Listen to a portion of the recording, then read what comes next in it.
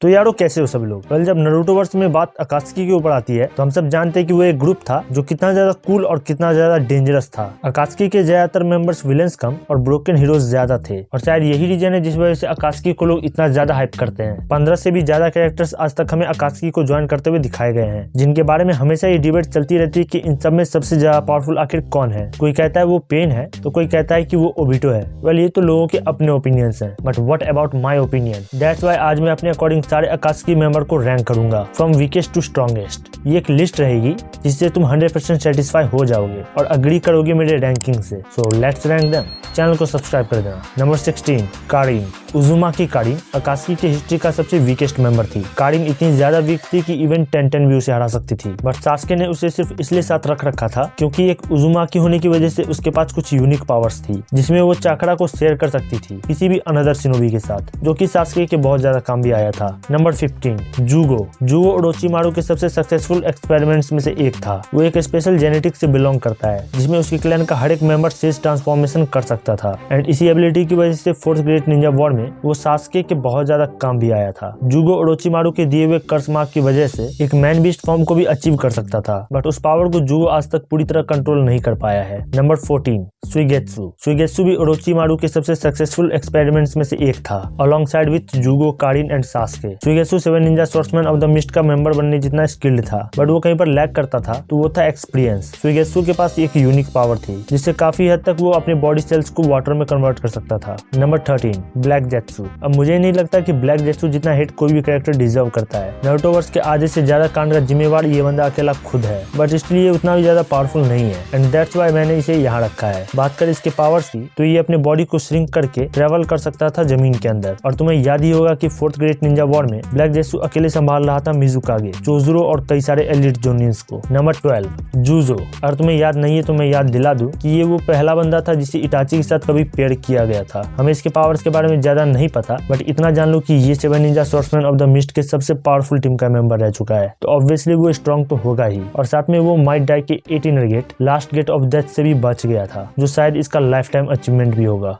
Number 11 Sasori. Sasori of the red sand जो Naruto Shippuden में दिखाया गया पहला अकात्सुकी मेंबर था। सासोरी पूरे सैंड विलेज की हिस्ट्री का one of the strongest shinobi रह चुका है। सासोरी एक पपेट यूजर था जो इवन इंसानों को भी मारकर उन्हें पपेट्स में कन्वर्ट कर देता था, और वो पपेट सारे जुत्सु कर सकते थे जो वो जिंदा रहते कर पाए थे, बट स्टिल आगे जो कैरेक्टर्स हैं वो तब भी सासोरी से ज्यादा स्ट्रॉन्ग थे। Number 10 Deidara. One of the psycho villain in Naruto. उसे फर्क नहीं पड़ता कि सामने इटाची है या काकाशी, और तुमने उसके बनाए हुए आर्ट्स की बेइज्जती की तो वो तुम्हें मारने से पहले 2 बार नहीं सोचेगा। अब वो बात अलग है कि वो न काकाशी को मार पाया और न ही इटाची को। देदारा के एक्सप्लोजिव आर्ट इतने ज्यादा खतरनाक थे कि इवन उसका एक ब्लास्ट 10 किलोमीटर की रेंज में सब कुछ उड़ा सकता है। नंबर 9 हिडान। हिडान सीरीज का पहला इमोर्टल कैरेक्टर था। एक वक्त पर ओरोचिमारू को ट्रिक का यूज करके मारा जा सकता है, बट हिडान को नहीं। हिडान लॉर्ड जासिन का प्यूपिल था जहाँ से उसे इमोर्टैलिटी भी मिली। इमोर्टल होने के बदले हिडान को रेगुलर लोगों को मारते रहना था जिससे लॉर्ड जासिन हमेशा खुश रहे। हिडान एक अजीब स्वॉर्ड यूज करता है जिससे ट्रिक का यूज करके वो लोगों को मारता है, एंड ये ट्रिक इतनी ज्यादा डेंजरस है इवन अच्छों को मौत के घाट उतार देती है। नंबर 8 काकजू।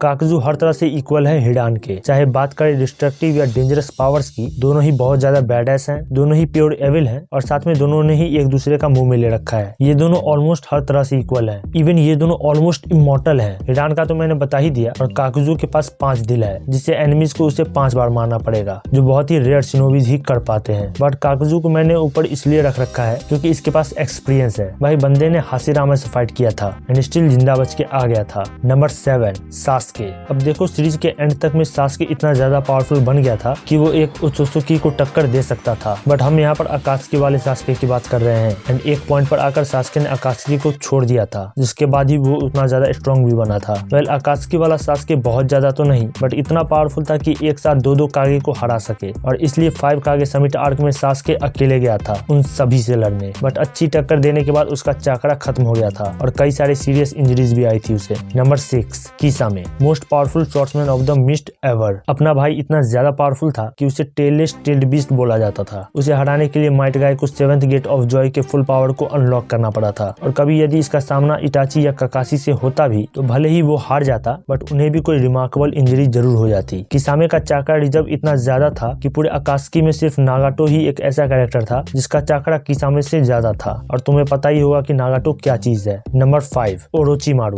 अब हो सकता है कि कई सारे लोग मुझे कंप्लेन करें कि अकात्सुकी वाला ओरोचिमारू रिएनिमेशन जुत्सु नहीं जानता था और ना ही वो उस समय इमॉर्टल बना था, स्टिल वो इतना ऊपर कैसे है? तो मेरे भाई सुनो जरा, भले ही ओरोचिमारू के पास उस समय ऐसी पावर्स नहीं थी, बट स्टिल वो तब भी एक लेजेंडरी सानिन था और उसने एक्सपीरियंस कर रखा था 2nd and 3rd great Ninja war को। और ये भी मत भूलना कि वो बहुत ज्यादा इंटरेस्टेड था सबसे पावरफुल जुत्सु को सीखने के लिए। एंड ऑब्वियसली उसे कुछ तो बढ़िया जुत्सु आता ही होगा, जिस वजह से उसे लेजेंडरी सानिन का टाइटल मिला। नंबर 4, काबुटो। इससे पहले कि तुम रो पड़ो आखिर काबुटो ने अकात्सुकी को ज्वाइन कब किया, तो मैं तुम्हें बता दूं कि जब 4th great Ninja war start होने वाला था उससे पहले काबुटो गया था मिलने ओबिटो से और उसने एक डील भी बनाया था कि वो ओबिटो की हेल्प करेगा वॉर में, जिसके बदले उसे सासके उचिहा चाहिए जिंदा और सिंगल बॉडी में। काबुटो उस टाइम पर इतना ज्यादा पावरफुल था कि इवन इटाची को इजानामे यूज करना पड़ा था उसे रोकने के लिए। ओबिटो अगर उस समय काबुटो से लड़ने जाता तो मैं डेफिनेटली कह सकता हूँ कि ओबिटो उस समय हार जाता। नंबर 3, इटाची, मोस्ट रिस्पेक्टेड गाय इन अकात्सुकी। पूरे नारुतो वर्ष में यदि किसी कैरेक्टर को सबसे ज्यादा पसंद किया जाता है तो डेफिनेटली उनमें से एक इटाची भी आता है। इटाची ना चाहते हुए भी बहुत ज्यादा स्ट्रॉन्ग था। इटाची इतना ज्यादा स्ट्रॉन्ग था कि इवन एक लेजेंडरी सानिन जो उस समय अपने पीक पर चल रहा था उसका उसने मिनटों में कुत्ता भर दिया था। इटाची पावर वाइज तो स्ट्रॉन्ग था ही क्योंकि उसके पास तोत्सुका ब्लेड और याटा मिरर भी था, बट ये भी एक फैक्ट है कि इटाची नारुतो वर्ष का one of the smartest character है और अपने IQ के दम पर ही वो सिर्फ 7 साल की उम्र में ही एक होकागे जितना इंटेलिजेंट हो गया था। बट स्टिल इटाची का एक वीकनेस था, उसका अननोन डिजीज जो उसे कब का खत्म कर चुका होता, पर सिर्फ वो अपने विल पावर पर ही जिंदा था ताकि सासके उसे मार सके।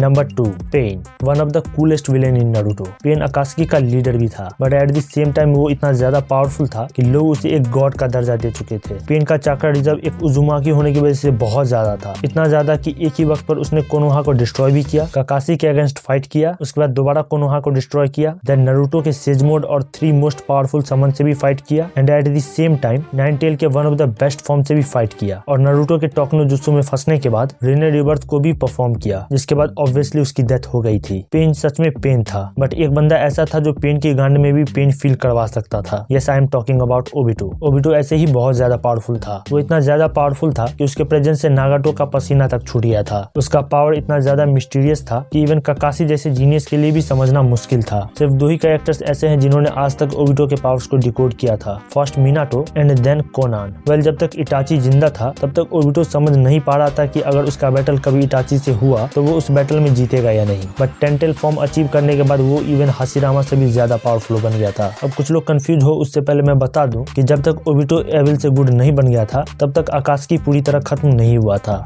और हाँ, एक और बात, पूरे नारुतो हिस्ट्री में मादरा अकात्सुकी से किसी भी तरह से रिलेटेड नहीं है, वो सिर्फ अकात्सुकी के कुछ मेंबर से रिलेटेड है, लाइक ओबिटो और नागाटो। इसलिए मादरा फैन अपना रंडी रोना बंद कर देना। तो यारो, ये था एक वीडियो अकात्सुकी के सबसे पावरफुल मेंबर्स का, फ्रॉम वीकेस्ट टू स्ट्रॉन्गेस्ट। तुम लोगों को ये वीडियो कैसा लगा हमें कमेंट में जरूर बताना, और यदि अच्छा लगा हो तो वीडियो को लाइक करके चैनल को सब्सक्राइब कर देना। मिलते हैं नेक्स्ट वीडियो में।